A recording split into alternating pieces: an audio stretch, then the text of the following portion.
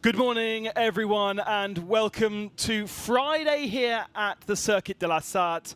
It is free practice 4 for our 59 teams ready to take on the 88th running of the 24 Hours of Le Mans. This is going to be a 1-hour session starting at 10 o'clock in the morning local time. And after this session, a small break for those teams that were in the top 6 in qualifying yesterday. And then we get the chance to see our very first hyper pole inside the Toyota garage. Of course, with only 5 LMP1 cars, all the LMP1s will be taking part in the hyper pole session.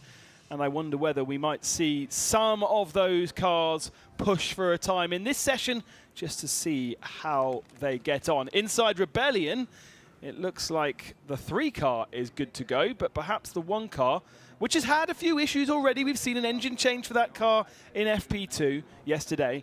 Doesn't look quite ready to go as yet. That is in fantastic, fantastic news. IDEX Sport had 2 cars, 2 tubs effectively written off yesterday. But both cars this morning looking as though they may run in this practice session. Both have been completely rebuilt from the ground up since their accidents. The more experienced team, the 28 car with Paul Chatin, Richard Bradley and Lafarge, still with some sticker work to do before they will be allowed out on circuit. But as you can see, a carbon fiber new black tub for the 28, a repaired tub for the 17 car. They also need to get themselves a new driver because Merriman has decided he will not take part, or in fact the medical team have decided he will not take part. Here is the track in which we will be taking part on today. Unchanged layout for the last couple of years. Down the Mulsanne Straight, the public roads which have one person said they were open last night and others said they were not. I'm surprised if they were open at all because of course our running went through to beyond midnight and we were up early this morning with road to Le Mans. So the circuit will be in fantastic condition. There should be very little in terms of road dirt on the track, and of course the majority or at least half of the track now is permanent circuit, not used as roadways. This morning, joined by Jamie Campbell-Walter and Peter Dumbrecht to talk through this 1-hour session. And Jamie, it's a different ambient temperature to the majority of our practice session. Okay, we did have FP1 in the morning of yesterday, but that was when they were still kind of finding their feet. Now they've had a full day of running, and this could be information to, if we're running in dry conditions on Sunday morning, how the car might feel. Yeah, as you said, different conditions yesterday morning. Track's much more rubbered in. This morning, cooler temperatures. So for me, it will be race setup this morning. Maybe a couple of guys will have a little go towards the 11:15 mark for the hyperpole.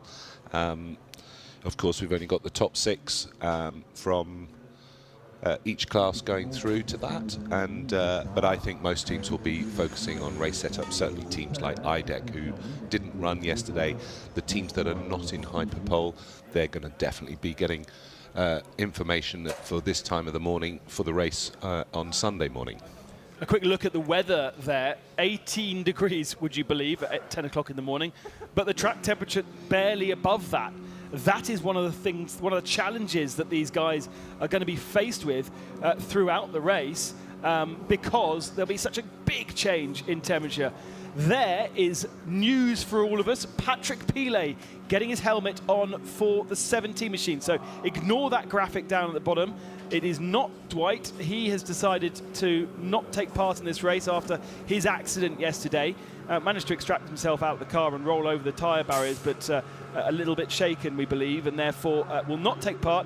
So an overnight phone call to Patrick Pillay, who will jump aboard the LMP2 number 17 IDEX Sport machine. A baptism of fire, Peter, for Patrick. Yes, but no. You know, he's very experienced around here. He's very active, an active racer at the moment. very fast racer. So I think for him, he would jump at that challenge to get aboard a P2 car. And you know, he was supposed to be in this race anyway with one of the Porsches that was withdrawn from the American Porsches. But yeah, he'll be very excited about this, and I would be. You know, these cars are fantastic to drive. They look fantastic. And it's a very close competition with the LMP2 this year. So many great drivers out there, and Patrick Pillay is one of them. Into the car for the very first time. Presumably no chance to create a seat for him, so a bit of gaffer tape and some mould. No, I think they would have made an insert. Okay. So they would have left the base seat in, which would be the biggest driver, and then Patrick would have probably arrived last night and made a little insert out of 2-part foam, so that it would be very difficult for him to drive this car without a proper seat. Yeah. He's in the car now, and it looks like he will be taking to the track first. We'll go green in approximately 9 minutes' time. Build himself up a little bit of experience in the car, and also that car needs shaking down because it's been totally rebuilt. It is the same base chassis that has been repaired after the accident. It's not the same as a 28, which is a brand new monocoque. We saw at one point 3 bare monocoques in IDEX Sport last night, and a huge amount of work. But very, very impressive from the team, and I'm sure they didn't get very much sleep at all. Interesting note on our timing screen, something for all of you computer gamers out there. Discord now being used as the official communications device between the teams and race control after the 24 hours of Le Mans experience, the virtual experience, which, as we know, Discord is always used in the virtual world as a form of communication. Eduardo Freitas loved it so much that he is now using it as our official communication in the 24 hours of Le Mans. And I, for one, saw that and thought, that's so cool. So I'm hopefully a few of you guys this morning feel the same way. A quick look at the one of the 2 female races teams, the Iron Dams in the Ferrari in the GTM class. We've also got 3 lady racers in the Richard Mille LMP2 class, which is very, very cool to see. 2 complete lineups. Now, there was one other question mark that we had over the reason why we actually ended up having a red flag at the end of FP3 last night, and that was the 62 Ferrari, I believe. And that had nosed into a barrier at one of the... It wasn't 62, was it? It was... oh no! Need to find the documentation. It was 62. You're right. Was it Red was it River 62? Sport? It was Red River Sport. Yeah. Okay. And big damage to the front end of that car. So we need to see whether that car has been rebuilt or whether it's still in the garage. And that's down the far end as part of the fleet of AF Corsa garaged cars. Brennan Hartley aboard his Toyota for the first run, and Romain Dumas will be aboard the Rebellion number 3. As I say, the Rebellion number 3 looks like it's going out. 1 still looks very much not ready to go yet. All of those LMP1 cars will be going into Hyperpole. They will be pushing for a time. We saw Rebellion last night not really being showing their hand in the qualifying session. They actually went about 2 seconds faster in FP3. They did. So, possibly they just had traffic in the qualifying. Maybe they were not pushing for a lap at all. We just saw Sam Bird there getting ready to get into the Ferrari. I noticed on Wednesday morning, I think it was, Sam Bird did a little run around the track and averaged 3 minutes 55 per kilometre. Not bad for a full 13.5 kilometres. Fair one, yeah. Good wee runner. Can you do that on a bike this afternoon, Peter? I should do it a bit quicker than that. You should do, shouldn't you? Yeah. Well, and probably not on the track itself. I'll probably have to head off into the countryside. Yeah, there's still plenty of action on track. We've got the Porsche Carrera Cup here as a supporting race as well. So they will be having their first sessions. We actually haven't seen them on track as yet, but they'll be having their first sessions today, and they'll be racing before the 24 hours kicks off on Saturday. And so with that and the road to Le Mans as well, Plenty of track action for Friday. Over the last couple of years, we've seen a bit of track action on Friday, haven't we? It's not, historically, it's been a day off for the circuit, but actually kind of to allow the whole of Le Mans residents to go away for the weekend. It's one of the artillery routes into the city at the Mulsanne Straight, but in more recent years, we have seen, at least in the morning, some action. Yeah, it's a historical press day, really, for all the drivers. Historical day for the teams to prep the cars, change the engine, change the gearbox, change all the suspension parts. Basically, they rebuild the car for the race after all the running normally on Wednesday and Thursday. This year, obviously, different with the coronavirus. We've got cars not only doing this free practice session now, FP4, but we've also got the Hyperpole, which runs from 1:30 till 3 o'clock. So really the teams start rebuilding the cars at 3 o'clock this afternoon, which puts a big strain on the teams, actually. Bit of a queue forming at the end of pit lane. We've still got 3.5 minutes before we'll go running, but it does seem like there's an urgency to get out onto circuit and to feel what the car feels like in these conditions, Peter, because at the height of yesterday we saw 30 degrees air temperature, pretty much 40 degrees track temperature for qualifying at, what was that, 5 o'clock local time. But now at barely 20 degrees, that's a big old step. Yeah, you're right. You know, it's important for the teams to see all the different conditions, basically get as much information as possible. We don't know what the race is going to be like as far as whether it will rain or how much it will rain, but they have to be prepared nonetheless, and they will. You know, it's a nice cool temperature at the moment. The track's cool. Probably going out on a soft tyre just now. Until it warms up a bit, maybe later in this session, because the temp will suddenly rise very quickly, and they might then get onto a medium tyre later on. And would you normally see that kind of differential in a June Le Mans race, where you're on tracks in the dead of night that perhaps is only 16 degrees track temperature and up to then 40 in the day? Yeah, I think that's possible. Yeah, anything's possible. As you said yesterday, the actual June and September weather, because they're start and end of summer, they're quite similar. So, you know, the chance of a heavy rain shower is possibly a bit greater in September than it was in June. But then again, we've seen massive rain showers in Le Mans before. So, yeah, anything can really happen, can't it? Jamie, so impressive to see this car fully rebuilt and ready to go into free practice 4, considering not just how much work they had to do on that car, but as a team, how much work they had to do on both cars. Yeah, a phenomenal job. One of them a new chassis. We saw the other chassis being repaired with heat lamps on it, etc. So obviously some superficial damage at least to the chassis, but not too bad that the ACO have allowed it to continue. A tremendous effort. Just yesterday, those two cars were pretty destroyed in two pretty big accidents. Actually, the first one wasn't so bad because it was at the second chicane on the Mulsanne. This car that we're looking at here in the pit lane was a big one in the Porsche curves, and as you said, Dwight deciding not to drive, and Patrick Pillay drafted in. And yeah, phenomenal effort from the crew on both cars, and tough for a team to have two cars shunt in the space of an hour in a free practice session. So Patrick, not familiar with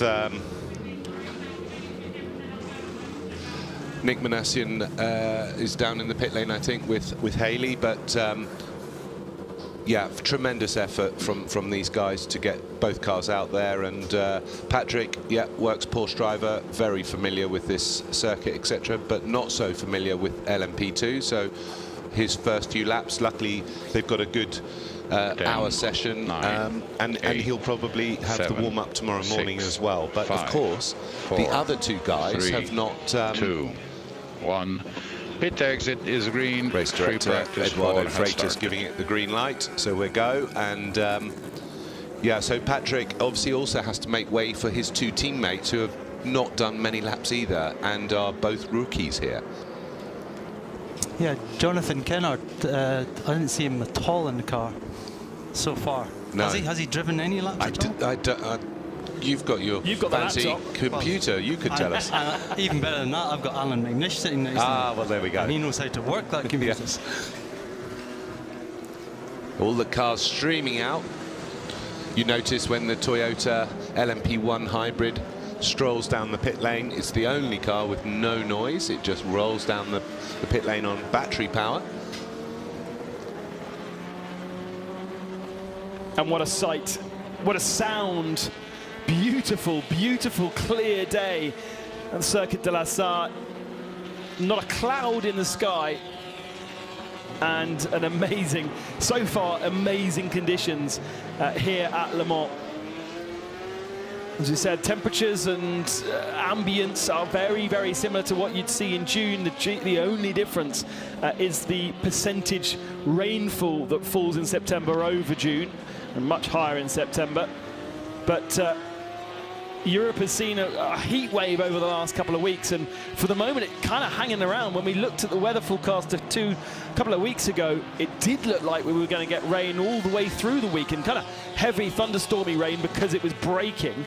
But that's just been pushed further and further and further back now, and it does look as though there is storms around throughout the night of the 24 hours, but it's very unpredictable as to whether they will hit us or not. There's different conditions pushing those storms around. Back down in the IDEX Sport Garage. That's Patrice Lafarge. Patrice is the father of Paul Lafarge, who had the accident yesterday. Patrice, the owner of IDEX Sport, and he's in a race suit because he's just competed in the qualifying session for Road to Le Mans in a LMP3 car. So father and son, not in the same race, but yeah, a good family effort and a good family team. I'm pretty sure, and we don't have Graham Goodman with us at the moment, but I'm pretty sure they have driven together at one point in the 24 Hours of Le Mans as a father and son team. I think they did a couple of years ago, 2 or 3 years ago, before the son was clearly quicker than dad and decided to fill the seats with a couple of pros. On board here with the Toyota, and you can see the graphic here, the G-force. So when it's accelerating, 1.2 G approximately when it boosts with the hybrid power. You've got the hybrid being used right now. You can see that little graphic going down. Throttle's at full throttle at the moment, over 300 kilometers. And in a minute you'll see him use the brakes. There you go, little brake. Not a lot. Not a lot, no. Outlap, of course. And the hybrid is nearly empty, so he'll get a full 100% hybrid as he crosses the line to start his next lap. We do have a yellow flag at Marshall Point 11, which is the first chicane, so perhaps somebody lost the rear into the braking zone there, or just run a little bit deep, and that yellow flag will be removed once the car is back into safe conditions. Actually, in the gravel is the car at number 99, so that's Proton competition, and that will therefore probably be a localized yellow. If it's in the gravel, it needs marshals to remove it. Then we might see a yellow, localized yellow in that point, or a slow zone. Pascal there, the boss of the program for Toyota, and here we are at the first chicane. Can see nothing. No, I can't see where the yes, the car's in the gravel behind in the middle of the screen. He's lost it under the braking, and instead of going through the little chicane between the two barriers, he's looped it round and stuck it in the gravel. So that will be covered by a localized slow zone. The cars will be mandated to slow down to 80 kilometers an hour through that zone, which will be at Marshall's Point.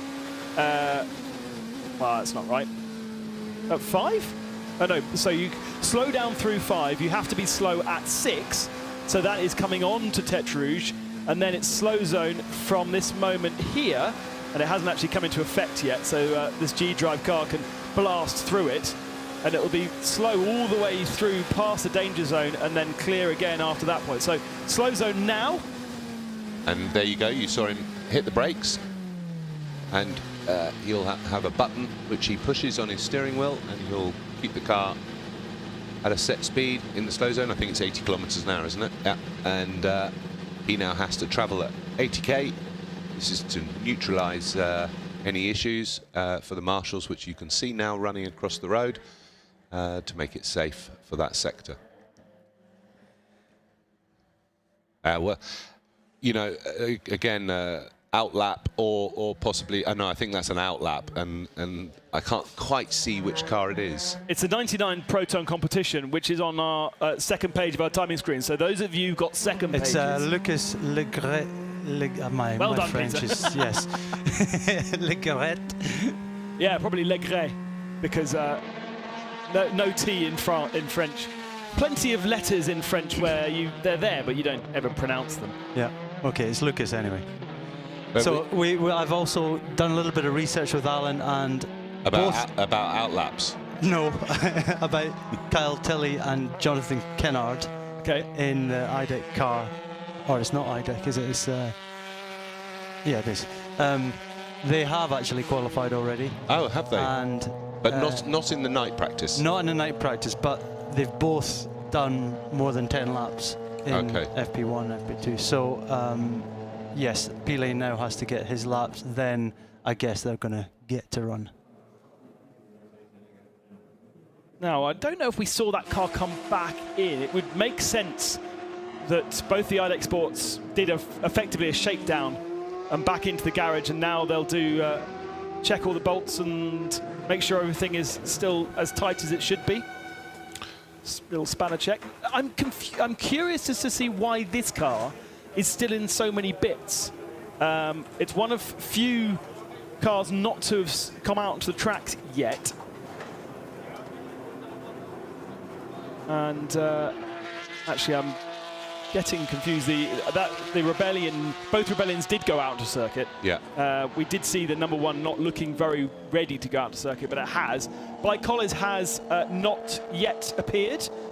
Neither has Euro International in LMP2. Quite a few cars yet to take to the circuit. Ben Keating there entering the slow zone with the Win Porsche.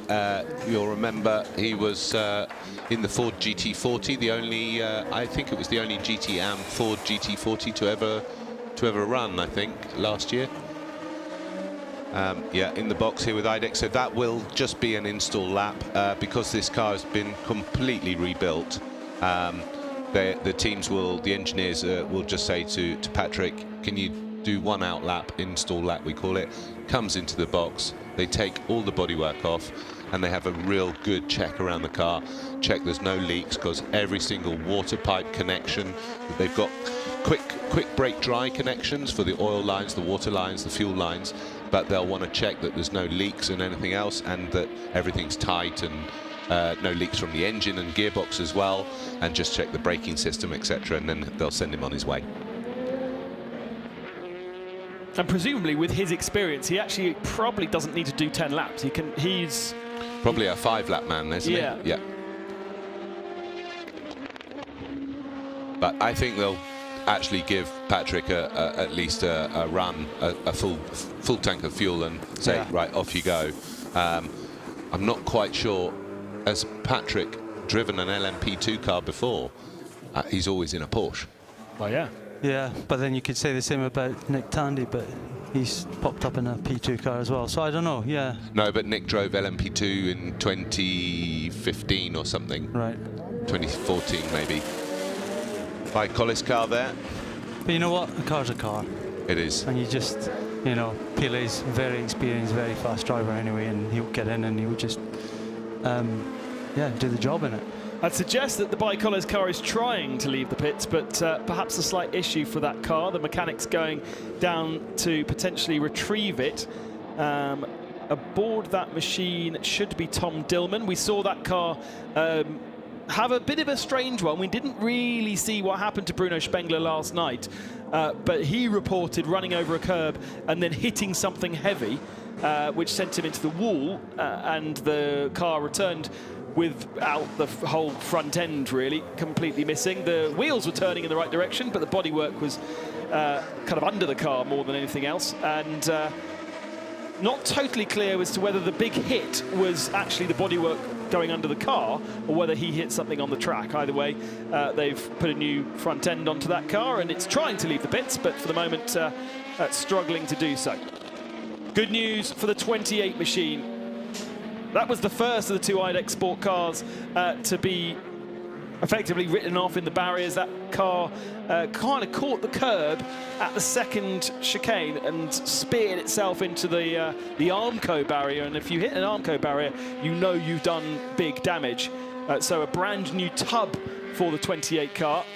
They've actually done a great job of getting the livery on there as well, because usually when you see a new tub, you've got a lot of carbon fibre bare. Well, yeah, but they will have had spare bodywork, of course, for the whole car. So the only bit of the car that they would have had to sticker up as such is the actual tub, which is not a huge amount. But remember, the whole front end is one piece, so that would have just been bolt on, and the whole rear deck is one piece. So it's literally just sort of the bubble around the driver that would need a bit of a red sticker. So they've sent Mr. Reliable out, Richard Bradley, very experienced driver, lives in Asia, and was a race winner with Matt Howson and I can't remember who, with KCMG in 2015, I think, here in LMP2, so very experienced. There he is, focusing. He'll be feeling, this is a brand new chassis, obviously, and so he'll be feeling for any differences from yesterday's running, and they'll just be going through a nice, easy run this morning. Maybe they've got to bed some things in and checking that everything's okay, and they'll probably cycle through the drivers. Yellow flag at MP11, which is the first chicane still. Trying to catch up on the various penalties that have been handed out since our free practice 3 session. All of those decisions come through pretty fast, and plenty of people speeding under yellow flag conditions throughout free practice 3, most of which have just picked up fines, but there is 1 or 2 cars that will have an extra 5 seconds added to their first pit stop, including Emmanuel Collard. So Manu Collard in the 83 AF Corsa, a fine of €500, but also 5 seconds added to their first pit stop. And that reminds us, we also saw a car in free practice 1 or 2 pick up 20 seconds. 20 seconds at their first pit stop. And that was for speeding into and outside of a slow zone. Yep. Fred Makovicky is another one to pick up 5 seconds in their first pit stop. So when it comes to that first pit stop on Saturday, expect to see them sitting there for a bit longer. Yeah, that's something I haven't seen before. No. You know, No. it seems to be the rules are evolving, that you get, you know, slightly harsher penalties when you do things wrong. So that's a new rule apparently in WEC as well. So you've got to be a good boy throughout the practice sessions, otherwise they penalise you in the race. We just saw Patrick Pillay in the pits, the sister car to the Richard Bradley car here, receiving a new set of tyres. So they've obviously sent him out on an old set just to... The right-hand door is apparently open. Okay, it's installed up anyway, so it's fine. So the right-hand door Yeah, on you can Richard's see it, car, can't you? yeah, you can just see it in the top left of your screen. Bit of daylight there. Richard obviously probably can't even see that, so he'll make his way back to the pit lane. We saw Patrick Pillay before that receiving a new set of tyres, so that's probably him with a full tank and a new set, and off you go. I think they'll have plenty of tyres left because they missed yesterday's running. Of course, all these teams are limited on the amount of tyres that they can use.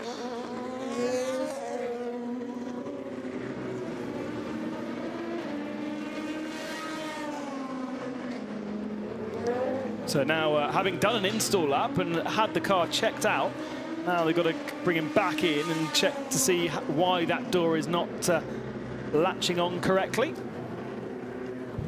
There's so much load on these cars, especially around the door area. You know, when you're going over 300 kilometers an hour, the pressure on these things. And in the old days with coupe cars, let's say, they did used to have problems with doors. Now, obviously, with sophisticated hinges and clips, and you can see how smooth and tight they try to get all the gap lines to reduce the pressure. But obviously a new chassis, so never everything fits quite so perfectly, so they might just have to have a little adjustment and double check everything that's okay, and they'll send him back on his way. Another yellow zone down at Mulsanne. It looks like the 66 car is stationary down there. That's the JMW Motorsport car. So slow zone all the way from the second chicane all the way down to Mulsanne. There is the yellow Ferrari being retrieved by the marshals, and that's a bit of a strange place to be. It's very far to the left-hand side. Jan Magnussen at the wheel. Well, look at the skid marks across the road access there. He's lost it very early. I've seen quite a few over yesterday and now. Quite a few Ferraris have looped it in the braking zones. There was 2 or 3 yesterday at the Ford Chicane, and we've now seen, and you know, Johnny Molam, Jan Magnussen, these guys are experienced guys around here. I mean, Jan's done what, 17 Le Mans with Corvette. So unusual to see that happen maybe on his first or second push lap, but it's maybe something going on with Ferraris, because it always seems to be a Ferrari. Yeah, there was a Porsche here. That was a Porsche, yeah. Yeah, Christian last Reed, night. yeah. And that looked like a rear lockup, but yeah, strange. I don't really. I mean, to me, it's usually not the fact that you've gone down the gears too quickly, because it normally won't select a lower gear, but it tends to be on the braking. On board with the 26G drive cars, currently quickest. Roman Rusinov at the wheel with a 3:29.69. This car is definitely one of the potential winners of this race. It's got a very good lineup with Roman obviously at the wheel, Jean-Eric Verne, Formula E driver, Mikkel Jensen, and so he's not entering the slow zone. He's coming up to the first chicane here. He'll be on the brakes in a minute. There we go.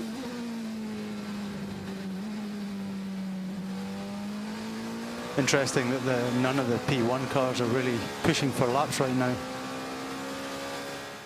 Well, I mean, we also have not really had the chance for clear running. We've had a slow zone at the first chicane, and now we've got a slow zone down at Mulsanne. And so a 3:29 at the top of the times right now for this car is definitely a lap where he's managed to avoid the slow zones and get through. The fastest of our LMP1 cars is Mike Conway on a 3:37, and that may well have been his very first lap out of the pits. He's only done 3 laps in total. As he enters the slow zone. So yeah, I've seen Toyota, I think, are cycling through the drivers, just doing a bit of pit stop practice, because I've seen them change once or twice already. So I think they're just using this to race mode. Yeah. Must feel so slow, having been at near on 300 kilometers an hour on the Mulsanne straight, to break yourself down to the slow zone speed at the correct moment without losing too much time. We saw him catch a huge amount of traffic that had obviously reacted early to the slow zone, and now trundling along. Jonathan Kennard getting himself ready for the IDEC Sport, the Blue Machine 17 car. So once Patrick Pillay has had his kind of shakedown, and he hasn't really had a chance to go too fast, has he? Because he's been scuppered by slow zones all the way through. Yeah, he's only completed 2 laps according to the timing screen. So he'd want a bit more than that, wouldn't he? Yeah, you tend to want more than 2 to 3 laps before you get into a 24-hour race in a car you've never driven before. Although he's just gone through the first sector, only 6/10 off the quickest so far, but he's down in P51, 19th in class, so there's a few behind him. The 38 Jota Sport car with Antonio Felix da Costa as part of the crew. And there is the Ferrari. Now, this is the 62 car that we saw go off at the end of free practice 3, brought out the yellow flag. Good news is they're working hard to get that car fixed, but incredible considering, well, there wasn't anything in front of the front wheels. That's is that a new car, or is that the... I think on this car, you can see the rubber on the sills there, but we're just in front of the door. Yeah. And this whole front chassis section is a bolt-on, bolt-off part. So I think you'll find that the whole, the tub part up to the pedal box is okay, but then they put new what we call chassis legs. They're all new. You saw a little pen mark with 488 that's come out the truck from AF Corsa or Michelotto and been bolted on overnight. Invoices in the post. Yes. You shunt a 488 Ferrari, you're going to know about it in the wallet. Well, it's good news that they're rebuilding the car and therefore aiming to get that car out for warm-up tomorrow morning, no doubt. Going to miss this session, of course, but it's all about the experience for those guys, with Bonamy Grimes doing his first Le Mans, having only sat in a race car 4 years ago. Johnny Molan with plenty of experience here and being the guiding light for that team. It's actually his team, and it will be great to see him, great to see them take the start. And it's all about just the experience, not the performance, but just the experience of being here at Le Mans and doing it for the first time. However odd that might be. Ooh, Toyota going a little bit wide there, presumably trying to get himself around some traffic. I think this will be the coldest track conditions they've had since yesterday morning. Of course, yesterday morning the track was very different, a bit green, to be honest, and they would have all been taking it slightly easier. Now, when you've had a whole day's running, you come out this morning and right, let's give it a go. A lot of traffic. Track's not perfect, but much cooler, and just taking the drivers, they have to adjust. You know, I look after lots of single-seater drivers, and I always say to them, the track and the car is never always the same. And I said, you'd only really learn that when you do a race like a 24-hour race, because. And I always say to them, do you think the car's the same on Saturday as it is on Sunday, or Saturday night at 3 o'clock in the morning? And they're like, oh no. And I'm like, you've got to deal with it. And the drivers have to adapt. And they go out this morning, yes, it feels different, because yesterday we had 30 degrees, 40 plus track temp, and now it's 18. It's going to feel very different. Riding on board with the Toyota number 7, Mike Conway at the wheel. And he's on a lap, so best second sector of anybody so far. He's, for the moment, got clear track ahead of him. There might be a few cars to catch in the Porsche curves, which might scupper his attempts at a super fast lap, and I'm sure he's not going for that at the moment anyway. Interesting to see how little hybrid power he has left coming into the Porsche curves, but that will be kind of a pre-arranged thing, right, Peter? They will have decided exactly where it's best to use the hybrid power. Yeah, I think that's all computerized. Is it computerized now? Well, I think, you know, they've run the simulator. They know exactly when and where and what, and that decision then is taken away from the driver. He just has to activate, and yeah, it's all go. Yellow flag down at Mulsanne. They've removed the Ferrari, but they had left a bollard on track. We saw it actually when we were riding on board with Mike Conway, and so the yellow flag is to remove bollard this time, as Conway comes over the line and goes fastest of all with a 3:21.630. And I suppose the excitement with Hyperpole is that we know that they're not really going to get traffic in their fastest push lap. And so there is this opportunity to see whether we will get the fastest ever lap at Le Mans. But as we spoke about yesterday, Peter, it's not ideal conditions right in the middle of the heat of the day. Yeah, that's right, and I'm still remembering. I've got the race director. We have a bollard on the race line at the exit of T20. Oh, someone's going to knock it out of the way. There you go. Oh, missed it. They've all done a very good job there of missing it. As you say, if they hit it out of the way, then the marshals don't have to get on the track. I think it's probably the Apex one, no? At Mulsanne. That bollard has just ended up on the exit. You used to try and remove the Apex one at Mulsanne on your out lap, so it wasn't there for your flying lap.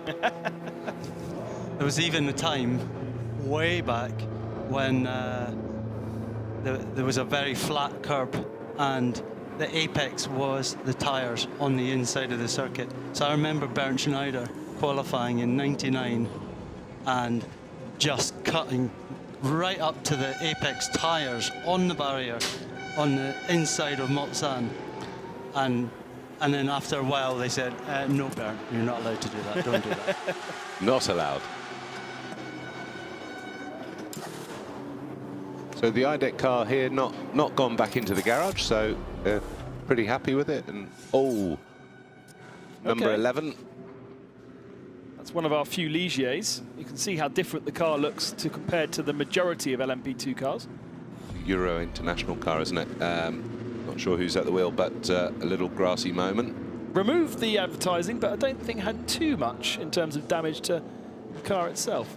Yeah, considering this is kind of, you know, just a bed yourself in, there's nothing to gain. There's a lot of cars going off in this section. Yeah. We haven't really had any clear running. We're nearly halfway through the session, and it's been very difficult for anybody to get a clear lap in. We've only got one LMP1 car at the head of the field, and the rest have not actually had the chance to get a lap time in yet. Good onboard view there of the entrance to the Porsche curves, where it comes off the main road that carries on to the left-hand side and onto the permanent part of the permanent circuit. That kind of end of the lap is actually used quite a lot by the Porsche Experience Centre as a track in itself. Maison Blanche, I think they call it, as a quite a short circuit, but much shorter than the Bugatti circuit, which they also have here, and is used for the 24 hours of moto, the motorbikes. They had a horrific weather for the 24 hours of moto a couple of, well, it was about a month ago, I guess now. Can't quite imagine 24 hours on a bike. Oh. Whoa. Uncomfortable. The physicality that you need to ride a motorbike for one lap, let alone 24 hours. And also the Bugatti circuit, you don't really get a rest, do you? It's not like this 24-hour Le Mans where the big long straights, it's constant curves. Exactly. I mean, as a 24-hour race goes, you do have a lot of downtime on the straights. And okay, you've got to concentrate for those chicanes and the hard braking and getting your braking points just right as the bollard gets picked up now. But yeah, you're right. The Bugatti, it just never ends. It's just turn, turn, turn. It was once used in Formula One back in 1967, and the drivers hated it. They said, well, they're coming to Le Mans, why the hell are we using this tiny, short, fiddly circuit? It was, at the time, it was a permanent circuit, and they were racing on many circuits that were road circuits, if you like, and France was very well known for fierce road circuits, and Reims, in Clermont-Ferrand, and all these different places, and then we came to a permanent circuit here at Bugatti, and a fiddly one at that. 20 seconds, under 20 seconds to remove full course yellow. I'd call it a test track. Yeah. For a car, anyway. I've never actually driven it. I have. We did some testing on it once. It was, yeah, it's Mickey Mouse, let's put it like that. Is there not some noise issues being so close to the city as well? And, you know, you think of Brands Hatch and how few days they're allowed to actually run there. Oh, so we're green now on board. You can see the rear. You've got two cameras, so you've got this rear view camera to the left there, or the right-hand side of the wheel, and then he's got green. That's the FIA camera from the race director, informing him that the full course yellow has ended.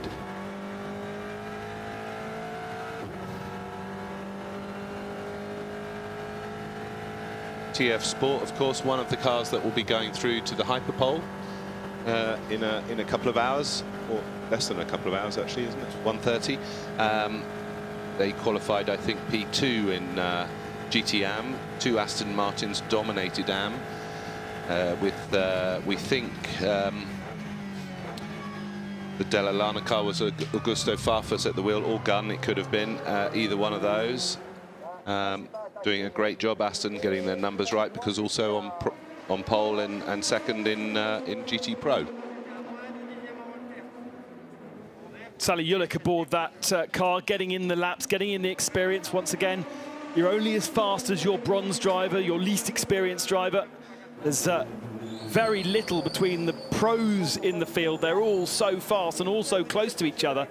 It's the AMs where they are less close, and therefore the more time those AMs can get in the car, the more chance of a good result. Same applies as we were seeing yesterday, and it's the same again this morning. Frits van Aert in the Racing Team Netherlands car is still aboard that car. I mean, in comparison to his teammates have done the fast laps, but I don't think I've seen Guido van der Garde aboard that car in any session that I've commentated on. And Frits just seems to be banging in the laps and getting in the experience. Oh yeah, we saw him do a double stint last night, didn't we? Albeit split, you know, with a couple of pit stops, but Yeah, as you say, it's preparation, and well, I guess he's the one paying for the car to race as well, so he wants as much time as possible. He's getting his seat down. So it's a mixture, because as you say, the more time the amateur driver gets, the better. And when it comes down to it in the race, and if the car is in a winning position and he's done his time, he's likely then just to hand over to the quick boys to try and get that win. Miguel Molina jumping out AF Course 71, and Sam Bird jumping aboard. Ferrari in GT Pro a little bit on the back foot, I think, really. They were 3rd and 4th eventually in qualifying, and only a couple of tenths away from the Aston Martin. So they did eventually show their hands, but in the early running, it didn't feel like they had. Porsche were the ones that were a little bit further back, but it's still relatively tight, and there's always those games to play with. That was a weird accident. What's he doing there? Is that entry to where was that? It looks like entry to Tête Rouge. Yeah, so he's lost it on the exit, hit the dirt and speared back across to the right, maybe got hold of it just about in time and then brushed the barrier. Because that could have been another IDEC Sport accident if he hadn't caught it. Lucky to get away with that one. That was Christoph Dansborg in the Euro International. Now, they got black flagged last night from practice. Did we ever get to the bottom of why? Let me find their steward's decision.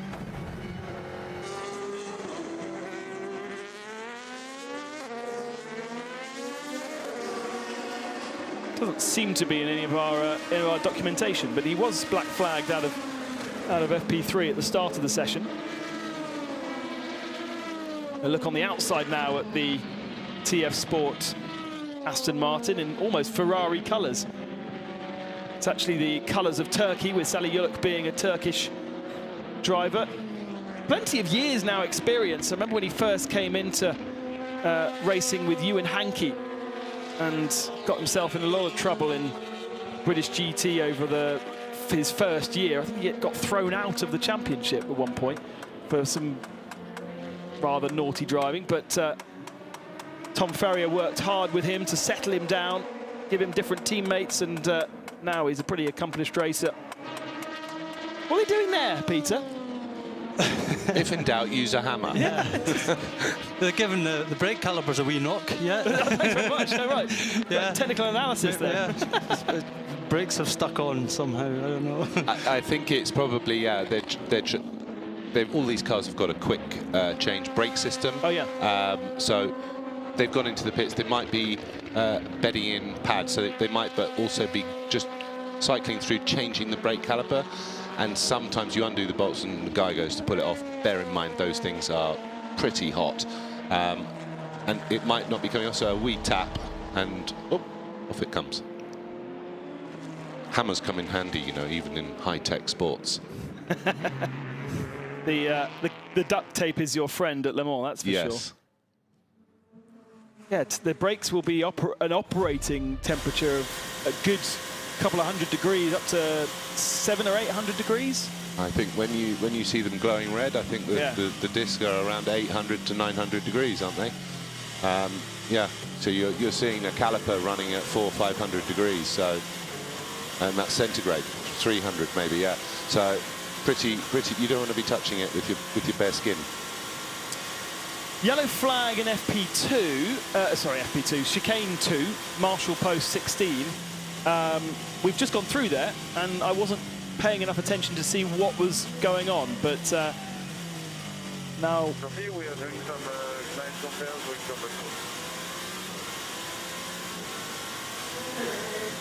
doing some nice compares with, I didn't get the last bit, but Brendan Hartley on the radio to his team. Interesting to see Brendan there with his visor down. Obviously, you know, in the old days we used to see prototype drivers having to use the visor because there was an open car, but now all of them are in a cockpit, so they've all got a windscreen. Yet he's the first one I've actually seen with his visor fully down, as if he's on the outside of the car, but he's not. So could be the sun is, obviously we're in the morning here, could be the sun is quite low. Very similar aero balance, and plus 10 points of diesel, plus 10 points diesel, probably on the touch. I didn't quite catch that. Plus 10 points of something. So whatever they're back-to-backing is not affecting the aero balance too much, but it is giving them some more points on something. Yeah. Yeah, so the 10 points is downforce level. I don't know why they call it points, but they do. So I think we're going to see him come in now. No, we're not. Yes, I saw it on your video. It came just at the same time on the video and on the screen for us, so I couldn't read it before. This car's not... Has it done a lap now? That's maybe his first one, is it? It's his first one at any decent speed, and he has had a yellow zone to go through, so up to third fastest now for Brendan Hartley. Mike Conway still with the fastest time of a 3:21.630. There is Jev, Jean-Eric Verne. Did I say that all right? And I don't know if we've seen him in the car. His floppy hair doesn't look particularly damp or flattened, so perhaps he's yet to jump aboard the G drive. That is fastest in LMP2 right now. Mikkel Jensen aboard that car, having taken over from Romain Rusinov. So Jev yet to get his chance in this particular session. On board with Richard Westbrook, as we said last night, plenty of experience in all different marks. As we come down to the yellow, is that yellow flag? No, it's a blue flag. Blue, yeah. So he's got a car behind him. So the difficult thing, you know, you got drivers like Richard jumping into the Aston. He's obviously the third driver, two very experienced former world champions, and he has to get up to speed as quick as possible. And that's not always the easiest thing to do in a limited time in the car when your two teammates know the car so well. So he has to really concentrate and bring his speed. I've been in that situation myself, and when I was teammate to Darren Turner and Chris Muka in 2013. And yeah, it's so difficult to get yourself up to the same pace as them as quickly as possible. And Richard will have that issue now, as will Harry Tincknell in the other Aston Martin. Speaking to Richard yesterday, it was he has had quite a few test days. They're well prepared for this race. They've done a 24-hour test, so he has. I think he's probably had enough laps, but yeah, as Peter says, you know. Yeah, it's more than I ever got. Yeah, when you know, Marco and Nicky Tim have been driving this car now since 2013, I think. Certainly Nicky has, because he replaced the late Alan Simonson. So yeah, Richard, first year at Le Mans in an Aston, he's definitely got a lot to learn. But you'll find that his fastest lap will be in the race, because each session he does, he'll get a bit more comfortable. Remember, for them it's like a glove. For Nicky and Marco and the other works drivers, it's putting on a glove. For Richard, everything's a bit, oh, this is not like the Ford, you know. Yeah. So he'll each time he gets in, the fit will get a little bit better, and by the race he'll be absolutely fine as a pro. The yellow jumbo sponsored Team Netherlands car into the pits, so Frits van Aert jumping out, still having an interest in the tyres, having a look at the rear tyres to see how they fared in the stint that he just completed. Frits is allowing one of the others to have a go. Yeah, he's done 7 laps, so interesting to see who gets aboard that car. We've seen Nick de Vries and Guido van der Garde kind of trading being the fastest in that team. Mikkel Jensen just went quickest in LMP2 for G-Drive with a 3:29.5. And worth noting, actually, that Racing Team Netherlands were the fastest in the LMP2 category in our qualifying session. They were the only team to get into the 26s. They were 4/10 clear of Will Stevens in Jackie Chan DC. And so I wonder whether we're now going to get to see a little bit of a qualifying simulation from them with Frits jumping out of the car. And we got confirmation of who's got into that one yet. No, not yet. Patrick Pillay, out of interest, is moved his way up to P12 in LMP2, P7, 15 overall, sorry, a 3:34. Currently going quicker in the first sector, and he's only done 7 laps, so, you know, not a lot, because he's definitely not driven. Ah, Graham's sitting next to me. When did Patrick Pillay last drive a LMP2 car? There we go. We'll have that info in a minute. So Patrick feeling his way in, and at the moment 2 green sectors for him, so he's looking quite good. The answer is he's never raced an LMP2 car. In fact, he's never raced a prototype that I can see. He did test in 2014 aboard the 919 Hybrid when Porsche were looking to nail down their 2015 driver squad. But I am not aware that Patrick has ever driven in competition a prototype exclusively Porsche, I think, although I've got a minor niggle in my mind that he did one other race in something since he left single-seaters in 2007. So 13 years ago, this guy last drove a car with a lot of downforce in single-seaters. He's driven a GT car, a Porsche 911, because he's been a works driver all that time, I think. And first time in an LMP2 car. I tell you what, that's definitely not easy. So we saw Jonathan Kennard getting ready for the 17 car, but I'm not sure whether he actually got into the car. I think he's on kind of on standby, and they're just allowing Pillay to feel his way into this.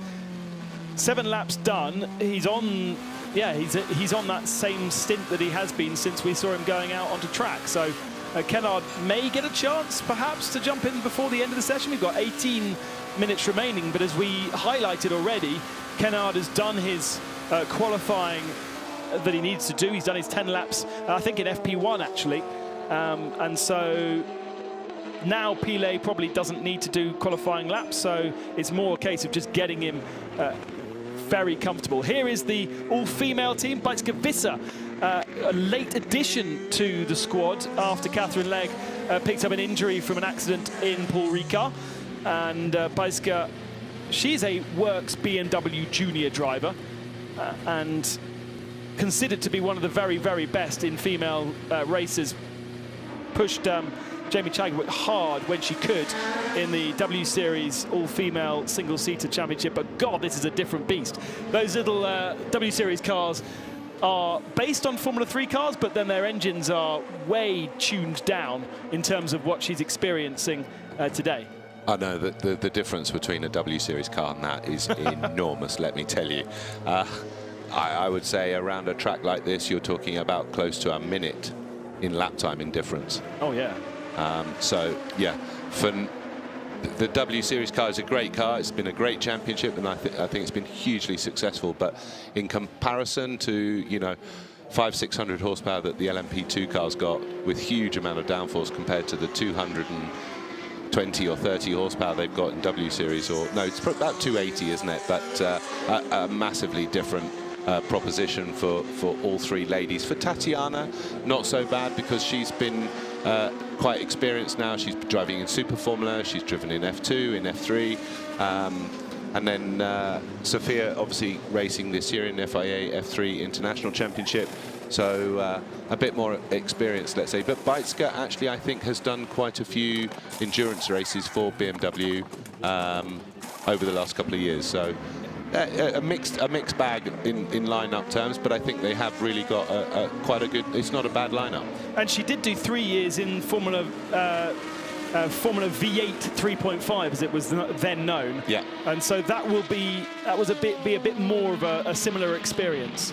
Yeah, it's funny because I think Tatiana and Bajka have obviously gone up the ladder, and then the W Series was like coming back down in terms of, not back down in terms of the championship, but in terms of performance of the car. So yeah, they've sort of gone back up. So, but I really do, apart from Jamie Chadwick, obviously, who's the other lady driver that's out there that's really doing a very good job at the moment, they've got a pretty good lineup. Jamie, part of the Aston Martin young driver program. Bit of a shame that she's missed out the opportunity with these 2 crews, all female racers. Missed out the opportunity to be part of this 24 Hours of Le Mans. But with Michel Mouton heading the females in motorsport at the FIA, really pushing hard to promote female races. All 3 wide on the exit of turn Tete Rouge, and was that the rebellion having to go to the very inside. Catching a bit of air there on the front. Yeah. Menezes is on a push lap, you see, so he doesn't really want to get compromised too much. But yeah, he might be simulating that car's hyperpole. Yeah, exactly. So, yeah, as you say, he doesn't want to lose that time. A little bit risky, but got away with it.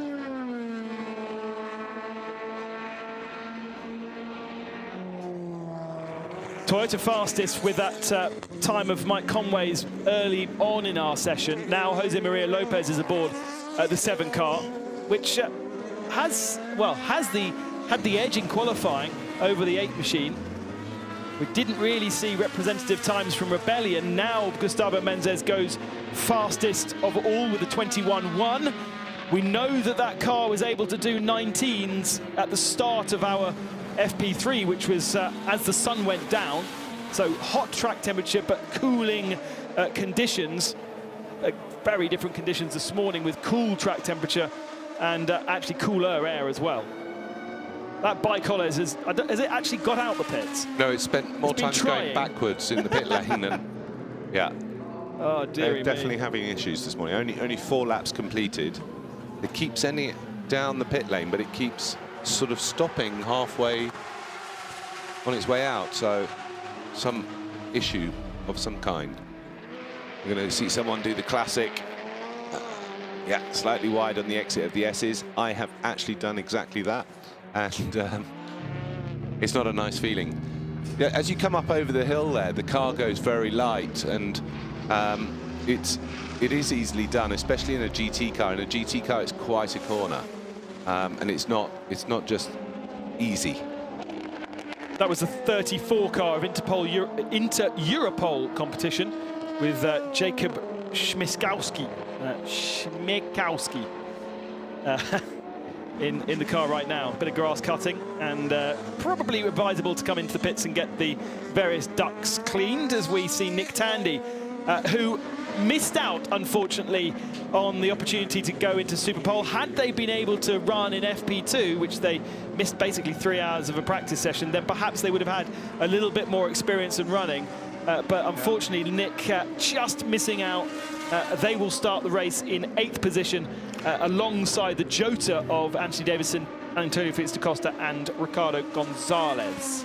Nick, of course, was the LMP2 winner in the KCM. He was the other driver with Richard Bradley and Matt Howson. In 2015. In the KCMG car. Nick was the LMP2 winner. So actually very experienced in this car, because I think the car was pretty much the same back then, similar.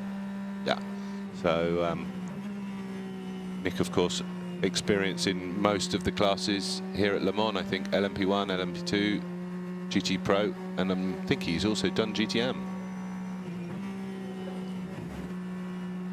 You can see when you ride on board with an LMP1 car or even an LMP2, you can see how planted they are, and then you go on board with a GT and they are tiptoey. They really are on the edge of adhesion all the way through those Porsche curves, and there's a lot of movement going on in the car. For me, they have a harder job than the top class cars. You drive a GT car through the Porsche curves, because at Le Mans you have to run low aero. You have to have an efficient car for the long straights of the Mulsanne and down to Indianapolis, and the engineers, they trim the cars out. They have a different floor, a different front splitter, different diffuser, different rear wing, and the car as a driver, you come here and you might have had Silverstone and Spa beforehand or wherever we've been before, and you've got maximum downforce, and you come to Le Mans, the car just feels loose and not easy to drive, and that's the most efficient way to be fast over the lap. But of course you've still got to navigate the Porsche curves, and it is difficult, and especially when you've got the LMP2 and LMP1 guys flying by. These guys are hanging on, as you say, the car's dancing around, and really not easy for them. They've got to check their mirrors, they've got to keep the car in check, and normally, as we see in the GT Pro battle, they're racing hard with each other. Just 4 cars yet to set a time on our board today. The 28 IDEX Sport, that's the red one, actually hasn't managed to set a time. It's done 5 install in and out laps, but hasn't gone on full lap. So question marks as to whether all is okay at IDEC or whether they're just running through lots of checks. The So 24 by Graf has been in and out a couple of times, but has yet to set a time. And Vincent Capillier is in that car right now. Red River Sport, we saw the 62 car being repaired after its shunt last night. We don't expect to see that all day, but will be should be good for warm-up tomorrow morning. And then the Dempsey Proton Racing of Lucas Legray, we saw the 99 car loop into the gravel and has not been able to recover back to the pits. Presumably it's still out where it spun off, and therefore it hasn't set a time. But other than that, our check-in with our 59 competitors, for the majority, all is good.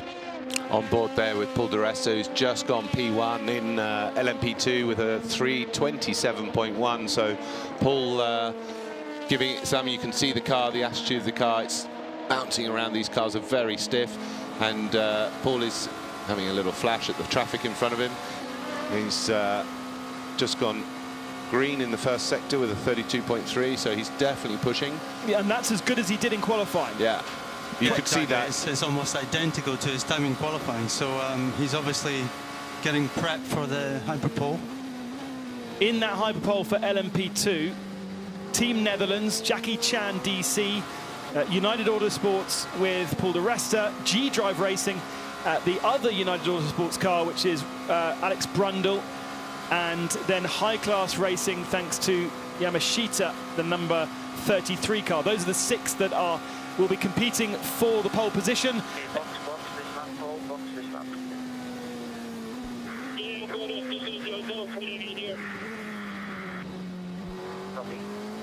No, do you catch what he said? I think he said, "Bugger off, I'm doing another lap." Any translations from Scottish? I didn't even get that, to be honest.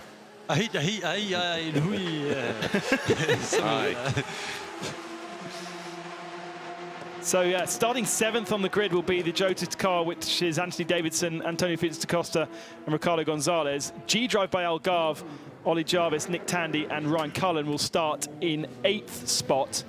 Then the Panis Racing 9th. Signatec Alpine had some issues yesterday, missed a bit of the session for rebuilding, so they start in the next position after that.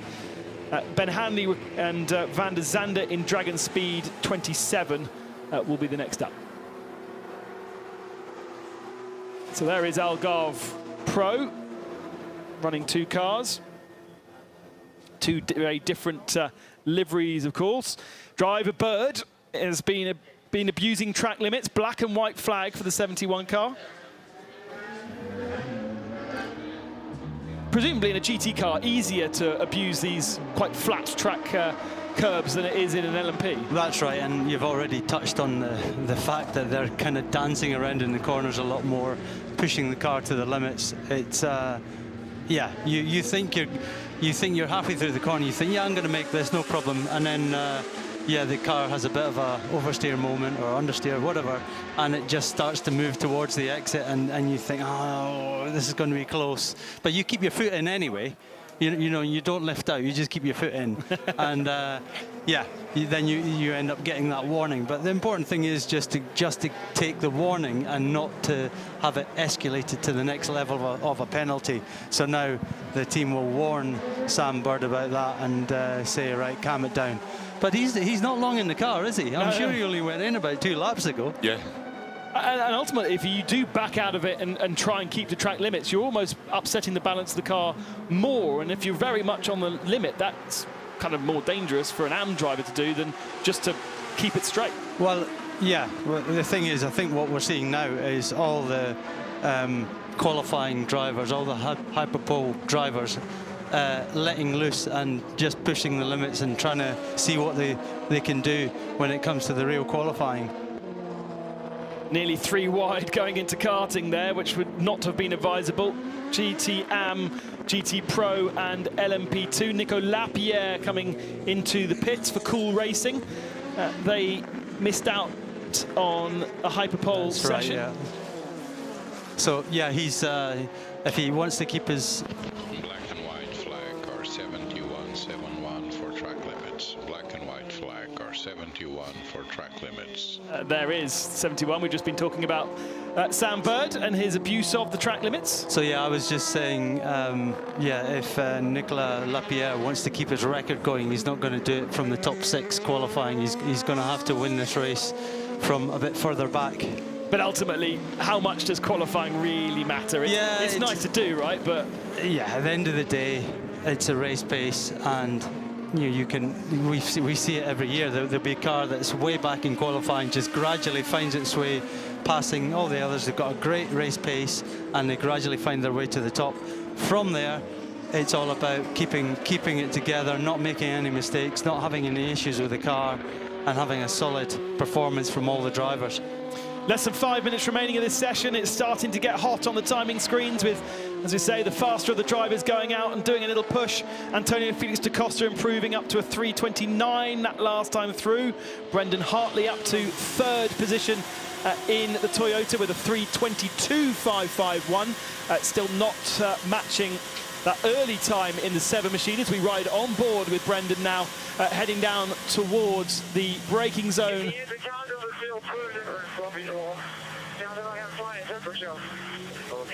Okay, and Alpha 911, CC recovery, Alpha 911. Something about temperature there. And we can see as you go into those braking zones, you do see him lifting off and doing a little bit of coasting before he nails the brakes. Up to 320 kilometers an hour, 325. There you go, a little bit of a lift, 1 or 2 seconds, and then he's hitting the brakes. And 1 or 2 seconds at 330k, you travel a long way. Yeah, true.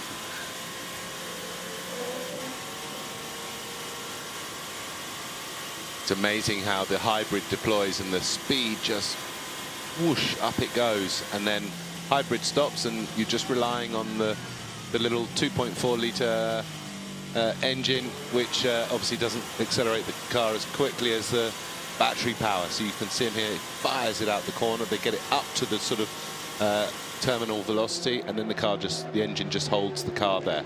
The battery is no longer in use. Good to finally see the number 4 Baikola's car running. Finally out of the pits. He's made a couple of attempts to get out. Tom Dillman's been in the car for most of the session, but hasn't actually had a chance to be on the track. I think this if he doesn't get any traffic, this will be a sort of top 6 or 7 lap. Tom Dillman at the wheel. Great guy, great driver. He's currently green. He's only 3.9 off, so I think it will put him into the sort of 25s. And they will go into Hyperpole because there's only 5 LMP1s, so all of the LMP1s will be showing in Hyperpole a little bit later on, both Rebellions, 2 Toyotas and the Baikoles. We touched on the P2 battle, and I've been looking with Alan, our little tactical computer here, and we've picked out that the number 26 car has 3 drivers, time-wise, all in their times are in the top 6. So they've got 3 drivers, top 6 times of this session. So it means they've given equal time to each driver. Each driver has done a fast lap and is up there. Is that Mikkel Jensen car? Yes. Yeah, so we were talking about this yesterday about the driver gradings, and you know, at the end of the day, they don't have a weak link. No, Mikkel is the silver driver, so on paper he's a weak link. He's not, because he's super fast, does a great job, and that's what you need around here. You need 3 drivers doing the same lap time, eh? And that's always been a question mark over that G-Drive car, even when Roman Rusinov was the silver driver and he had more experienced and faster teammates. He was still incredibly fast as a silver. Having won so many things, he's been upgraded now, and he had to find himself another silver, even if he is the gent driver. Faster lap times, Louis Delatraz fastest in the 1st sector. Pachito Lopez fastest in the 2nd sector. Lopez coming through the chicane. Think he'll get away with not being held up too much by the So24 by Graf car. Crosses the line. Is this the fastest lap time we've seen so far in the session? No. Loses time and stays in 2nd position behind Gustavo Menzes. What can Louis Delatraz do in the Rebellion? I think he's stuck in traffic at the moment as well, looking at the monitor. He was the one to kind of expose the pace of that Rebellion last night in FP3 at the start of the session when he was getting his compulsory laps in. What does Pachito have to say? You probably know we have a more Also quickest in GTM now, the Team Project 1 car, 3:53.8. That's a pretty competitive time. Very close in that class, only tenths and hundreds separating them all. And the checker flag is out, so anyone on the session, on the lap, will have that lap to be completed. And we have finished our final free practice session of the 24 Hours of Le Mans. Here comes Louis Delatraz through the Ford Chicane. Yeah, this is going to be faster. Well, it was better in sector 1 and 2, but there was thoughts he might have got caught in traffic. Oh yeah, he caught a bit of traffic. Caught behind. Yeah, it was at the Indianapolis area. 2 armed cars. Not a bad effort though, 22.3. Remember, let's not forget he's a rookie here. And that's in his memory banks now. He knows he can do the time if he just had a. If they'll go back there and analyse that lap, they'll know he lost time there, so they know what the car can do. And it makes good reading, doesn't it? Rebellion ahead of Toyota. Rebellion ahead of Toyota in free practice 4. I'm sure it won't stay the same when we come to the hyperpole session, but it would be nice to have a little bit of competition at the head of our field. Well, they're 4 seconds slower than their qualifying, whereas you're getting LMP2 doing the same time. I think the Christensen, what's he done? 51, and then so the Aston Martin did a 50. So they're not far behind either. So it's really only P1 that are a fair bit slower than he did in the proper qualifying. Interesting to see that the Porsche GT team, the pro cars, did 52.0, was the fastest car in qualifying yesterday, and yet they have managed to do a 51.9 this morning. So I don't think Porsche showed their hand, and they probably, because in the GT Pro class they knew they were going to go through to the hyperpole. They probably just used that session as a race setup session, because they know that their actual grid position is going to be set today in the hyperpole. Also good to see United Autosports at pole position, oh sorry, not pole position, quickest in LMP2, Paul de Ressa at the wheel, G-Drive Racing up next, Jean-Eric Verne, and then Jota, Antonio Felix da Costa. So 2 Formula E drivers and an XF1 driver up there. And 2 Michelins and a Goodyear. Yeah. So a mixture of tyres as well. Yeah, that's really great to see, because that is one of the big sort of question marks of the LMP2 category, is the ultimate pace of the Goodyear and then the longevity of the Goodyear in comparison to the Michelin, which is obviously a much better and more experienced around this circuit. And then the other question mark that we add to that is how the comparative wet tyre will perform if we do get wet conditions. And there might not be a chance to run in wet conditions before the race. The way that the weather is moving around now, it looked as though we might have a wet warm-up and then wet races, but that weather front may not hit us, and so we might get our first shower on Saturday night. Perfect. Nothing better than a driver going out into Le Mans in the dark, in the rain, for the first time. We'll be on comms as the thunder and lightning strike, so get ready for some filling in 4 o'clock in the morning. Well, it'll just add to the entertainment. Yeah. Still looking at 28 degrees on Saturday. Yeah. So, you know, we will probably get a shower or 2, but it's still going to be warm, so therefore it will dry quickly.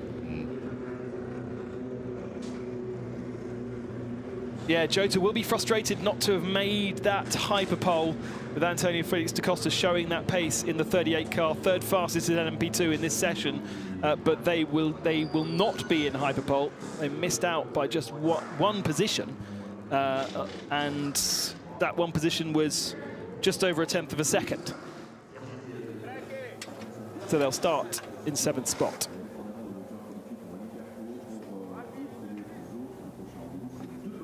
The track goes quiet for a few moments.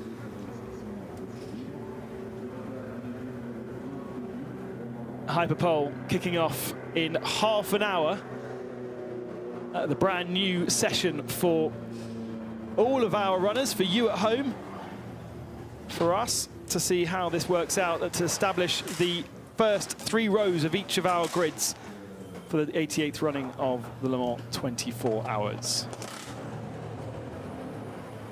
And then there'll be a few other sessions running on track from the Porsche Carrera Cup and the Road to Le Mans, but the next time these cars will be out on circuit will be for a very short 15-minute warm-up session on Saturday morning. And do not forget that the 24 hours itself kicks off 1 hour earlier than usual, 2:30 local time, rather than the more traditional 3:30. Silence as the Toyota sits there outside its garage. The engine switching off, the hybrid system being used to pull into the garage, pull into the pits and pull away.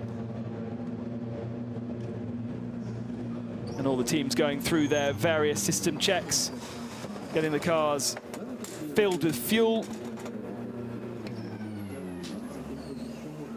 And I suppose now, for the teams that are not in Hyperpole, they can start their rebuild procedure. They can strip down and start a couple of hours before those that have to take part in Hyperpole.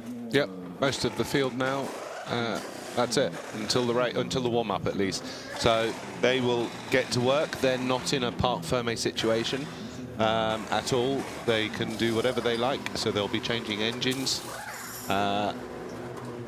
gearbox, and prepping the cars with new brakes, new everything, because you want to run in warm-up with your race car. And whereas the top 6 from each of all the categories, they will now be prepping their car for Hyperpole in an hour or two's time. And it's not just Hyperpole, because they will also have a period of parc fermé after the Hyperpole session. Yeah, they will. So they're going to lose a couple of hours. I don't think they'll get hold of their car until 4 p.m. this afternoon. So quite a significant amount of work for them when you consider that teams are normally starting that race prep 9 a.m. today. Instead, they're starting at 4 or 5 o'clock. It's quite a big difference. I'm not sure I'd rely on the piece of paper to your right-hand side. I don't think it's quite right. Oh, has it been havened? Yeah, it's been havened, yeah. It's making up numbers again. Otherwise, I'm not quite sure why they're ready to go 2.5 hours before the piece of paper says they should be.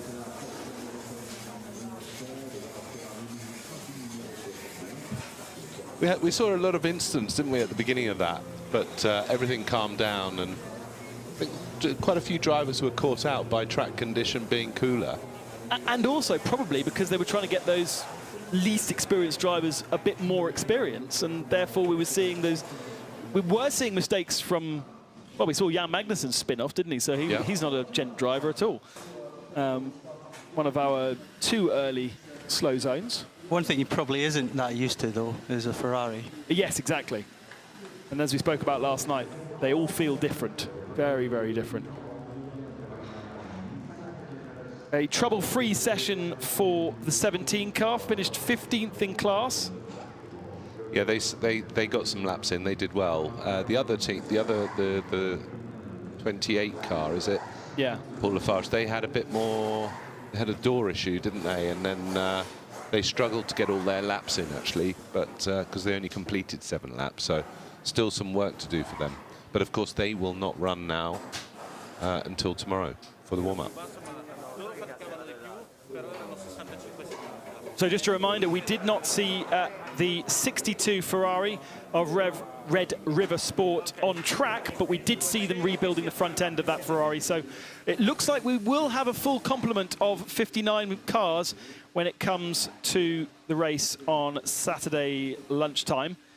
The only other car we didn't see set a time in that session by the end was Lucas Legray, and he was parked up at Chicane 1? I can't remember if it was Chicane 1 or 2. But Chicane 1, yeah. Yeah, he was recovered to the side of the track, but unable to get back under his own steam. So Dempsey Proton 99, missing out on a little bit of running there.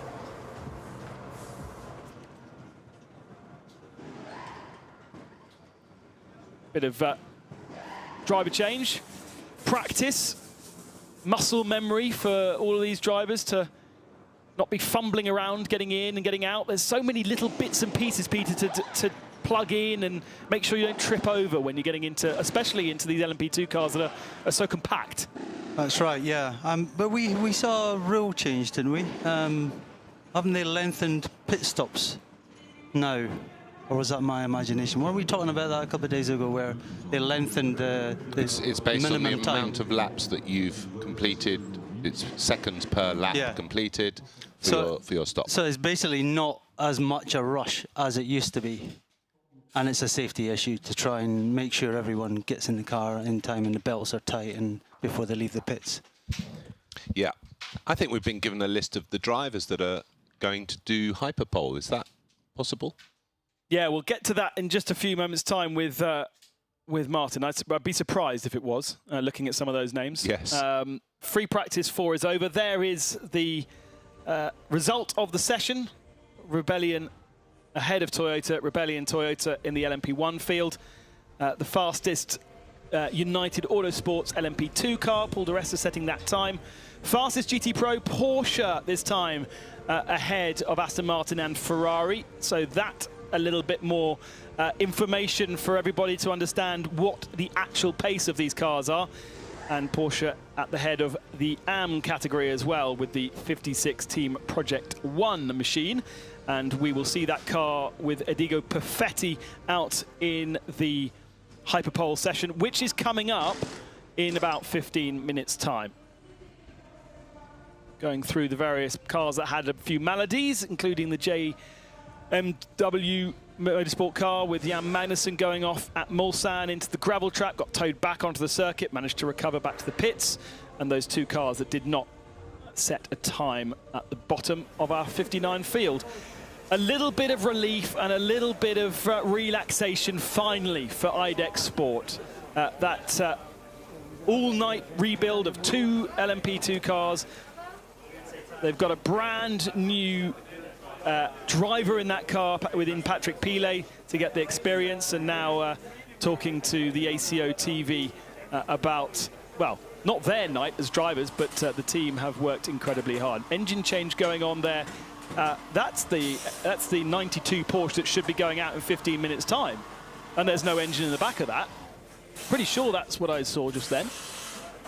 Look in the background. Did look a bit empty, didn't it? It doesn't have an engine in it, and it should be going out in hyperpole in 15 minutes. If the camera sticks his nose in does. there, oh, it's so far I think forward. the engine's further forward. Right, yeah. okay. Yeah, we you talked just about can't this, see didn't we? Yeah, It's a mid-engine However, Porsche now. what are they doing? So it's a transmission or a suspension change? We'll hand over to the hyperpole team now. Martin Haven's going to lead you through all of the brand new action. Excellent. I'll just see what's been constant durist while I've been away. Could somebody open the door, because it is hotter than Hades in here, and it is only 10 o'clock on a Friday morning. We need to get the other door open as well.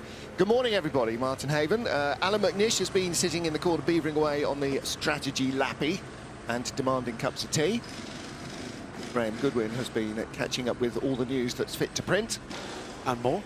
And more. And so we head in a few moments, as 11:30 it's due to start, into this brand new track session, hyperpole. And if it, Alan, you're on, chatting away there, off air to Peter while the mic's open. Brand new track session. Drivers always love when they've got a bit of clear track and a new set of tyres and the chance to go and show exactly how quickly they can go. So when you finished your little cup of tea, is this something that you would have enjoyed when, or would Dindo or Tom have decided, oh, I'm doing the laps? How does that work? Do you think the driver who sets the fastest lap in qualifying gets the chance to go and do it in the hyperpole? To some extent, you've got to pre-plan this from before the event, because who starts the race actually then is dictated a little bit by every set of tyres and every run that goes before it. Sorry, who does qualifying, apologies. And so you need to make sure that the person that's doing this hyperpole has actually got the appropriate experience of a new tyre run. And so therefore the person that does qualifying is the guy that's going to do the hyperpole. There's no question in my mind that's the way you would go. certainly in my experience, I always loved this because this was when you were at your absolute extreme.